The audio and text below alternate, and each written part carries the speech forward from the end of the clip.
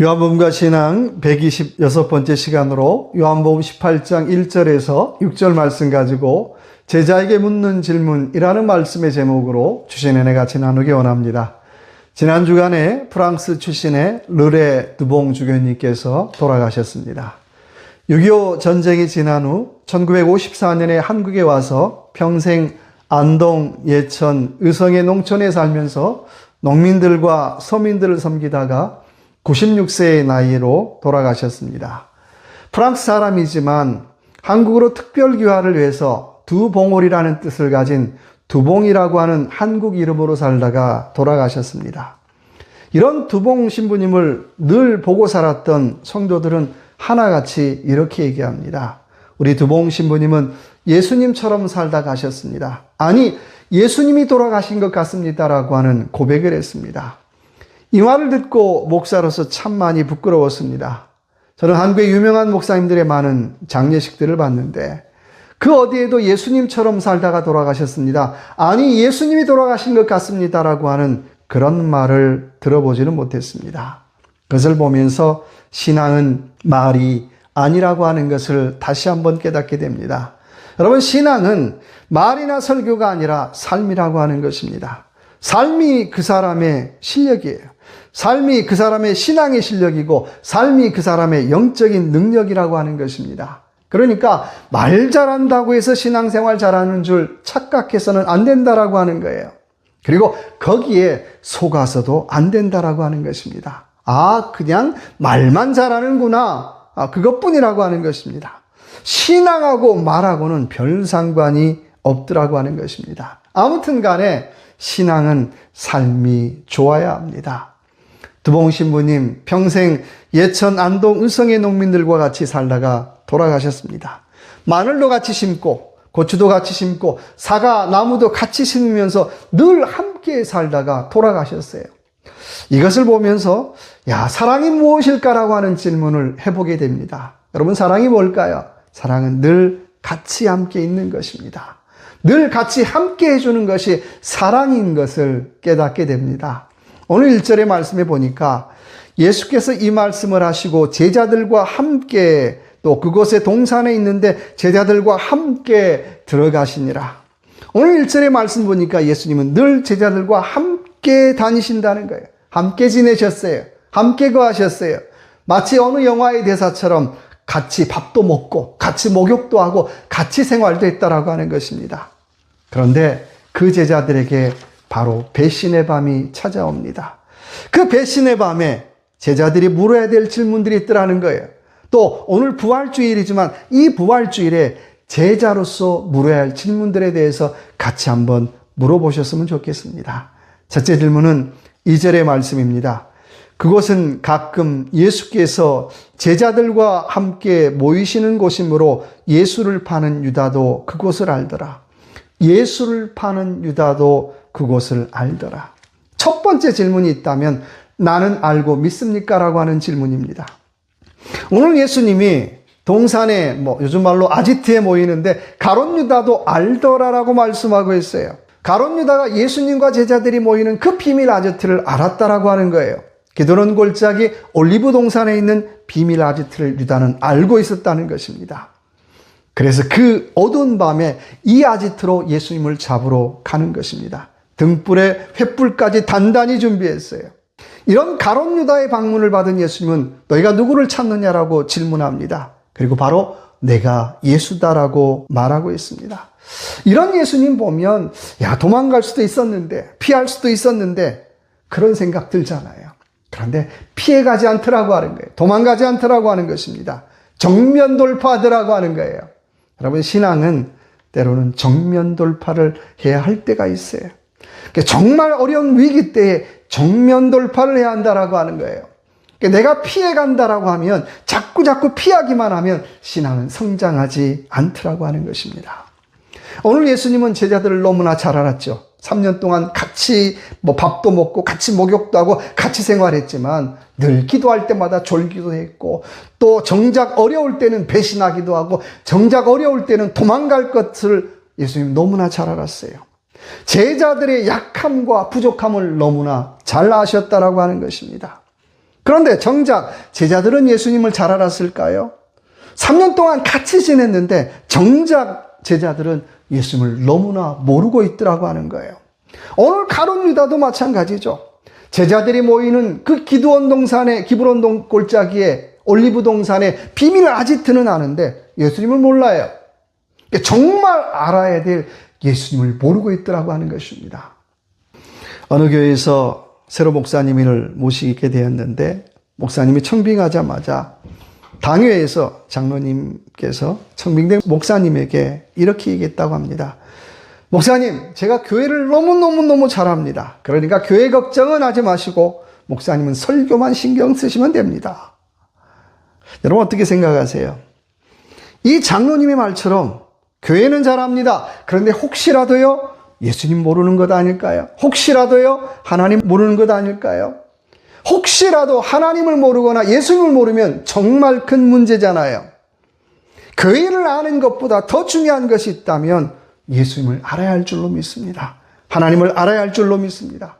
오늘 가룟 유다 비밀 아지트는 너무너무 잘 알았는데 3년 동안 지내서 예수님의 습관도 알았는데 그런데 정작 예수님을 모르고 살더라고 하는 것입니다. 오늘 교회의 문제가 뭘까요? 오늘 교회 공동체의 문제가 여러 가지가 있겠지만 이런 거 아닐까요? 나는 교회를 오랫동안 다녀서 교회를 너무나 잘합니다라고 하는 사람들이 많다는 거예요. 그런데요, 정작 예수님을 모르는 사람은 더 많더라는 거예요. 하나님을 모르는 사람들이 더 많더라는 거예요. 은혜를 모르는 사람들이 더 많더라고 하는 것입니다. 이것이 큰 문제라고 하는 것입니다. 이 부활주일, 나는 정말 예수님을 알고 믿는가라고 하는 질문 여러분 해보시고 살아가시길 바랍니다. 두 번째 질문은 3절의 말씀입니다. 유다가 군대와 대제사장들과 바리새인들에게서 얻은 아랫사람들을 데리고 등과 횃불과 무기를 가지고 그리로 오는지라. 두 번째 물어야 될 질문이 있다면 나는 빛을 받았는가? 또 나는 빛을 받아서 내 안에 빛이 있는가라고 하는 질문입니다. 오늘 가룟 유다는 비밀 아지트에 있는 예수님을 잡기 위해서 밤늦게 등불과 횃불과 무기를 들고 잡으러 와요. 요즘 말로 말한다면 군인들을 완전 무장시키고 예수님을 잡으러 왔다는 거예요. 참 완전 무장시키고 제자가 선생 잡으러 왔다는 거예요. 기가 막힐 일이잖아요. 세상 의리라고는 찾아볼 수가 없어요. 여러 가지 많은 이유가 있겠지만 사람이 돈에 미치면요, 권력에 미치면요, 아무것도 안 보여요. 의리 같은 건 다 버리더라고 하는 것입니다. 오늘 이 사람들은 횃불과 등불을 가지고 왔어요. 당연히 아무것도 안 보이니까 들고 왔겠지요. 그런데 한번 생각해 봐야 되죠. 여기에 영적인 또 깊은 의미가 있잖아요. 요한복음 8장 12절의 말씀에 나는 세상의 빛이니 나를 따르는 자는 어둠에 다니지 아니하고 생명의 빛을 얻으리라고 말씀하고 있어요. 오늘 가룟 유다는 생명의 빛을 얻지 못해서 늘 횃불을 들고 다녀요. 그런데 횃불은 아무리 많이 들어도 바깥은 밝게 할지 모르지만 정작 자기 마음 하나는 밝게 하지 못하더라고 하는 것입니다. 여러분, 정말 내 안에 생명의 빛이 있는가? 내가 생명의 빛을 받았는가라는 질문을 우리는 끊임없이 해야 한다라고 하는 것입니다. 내가 생명의 빛을 받아야 이 땅에서 내가 작은 빛으로 살아갈 수 있더라고 하는 것입니다. 마태복음 5장 14절의 말씀에 주님은 너희는 세상의 빛이라고 말씀하고 있어요. 이 말은 내가 생명의 빛이신 예수 빛을 받아야 내가 이 땅에서 생명의 빛으로 살 수 있다는 거예요. 내가 생명의 빛을 받지 못하면 나는 여전히 교회도 알고 세상도 알지만 아는 것은 많은데 예수님과 상관없는 인생을 살게 되더라고 하는 것입니다. 오늘 가룟 유다는 횃불은 많이 들었지만 정작 빛을 받지 못했어요. 빛을 만나지 못했어요. 내가 빛을 받아야 그리스도인으로서 영향력 있는 삶을 살 텐데 빛을 받지 못하고 빛을 알지 못하기 때문에 아무런 영향력도 없이 살더라고 하는 것입니다. 존 맥스웰 목사님은 리더십이라고 하는 것은 내가 다른 사람들에게 영향력을 끼치는 것이라고 얘기하고 있습니다. 내가 주님의 빛을 받아야 사람들에게 영향력 끼치는 삶을 살 수가 있어요. 근데 그 빛을 받지 못하면 나는 아무런 영향력도 없이 살더라고 하는 것입니다. 멕시코 치아파스에 라구나 빼덱이라고 하는 동네가 있습니다. 어느 목사님이 어느 집사님의 땅을 빌려서 건물도 없이 교회를 개척했어요. 목사님 너무나 열심히 해서 교회가 부흥을 했습니다. 그때 마침 멤피스에 있는 교회에서 참 멕시코에 있는 목사님이 건물도 없이 교회를 부흥시켰다라고 하는 소식을 듣고 교회를 세워줬습니다. 근데 교회 건축이 끝나자마자 집사님의 세 아들이 미국에서 돈을 벌다가 들어왔어요. 그리고 교회 건물이 자기 땅에 있으니까 목사님을 내보내고 다음 주부터 자기들이 목사라고 목사 노릇을 하기 시작했습니다. 돈벌이로 목사 노릇했다는 거예요.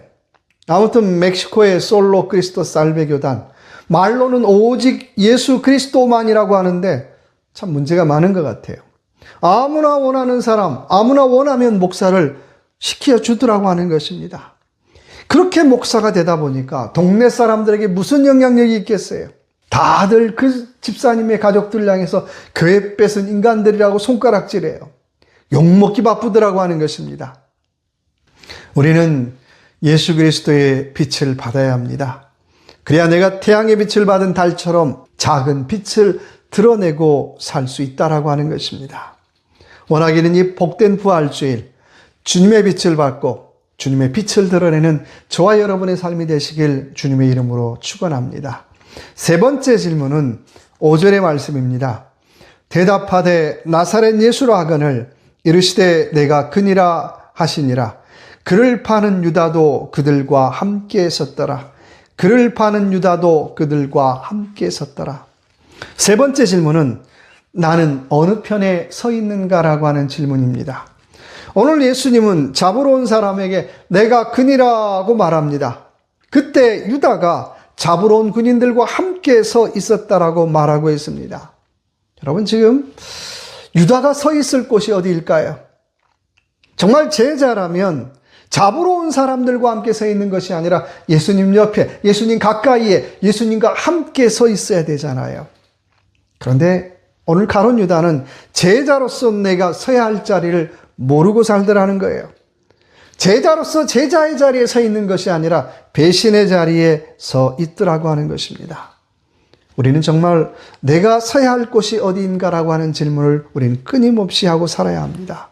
남들이 박수 친다고 해서, 남들이 떠받든다고 해서 내게 어울리지도 않는 자리에 서 있지 말라는 거예요. 한국이 대통령 탄핵으로 많은 정치인들이 대선 출마를 선언했습니다. 저는 자격이 있다 없다를 얘기하고 싶지 않아요. 그런데요, 정말 물어보고 싶어요. 내가 서야 할 자리가 어디인가라고 하는 질문 해보았으면 좋겠어요. 내가 서 있을 자리가 아닌데 서 있는 사람들이 있어요. 내게 어울리지 않는 자리인데 서 있는 사람이 있어요.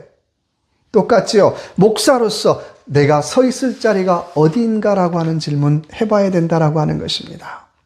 지금 저와 여러분, 지금 서 있는 자리가 믿음의 자리입니까? 지금 서 있는 자리가 과연 제자의 자리입니까?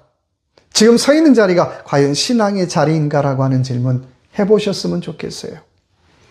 얼마 전에 안중근 의사의 일대기를 그린 하얼빈이라고 하는 영화가 개봉됐습니다.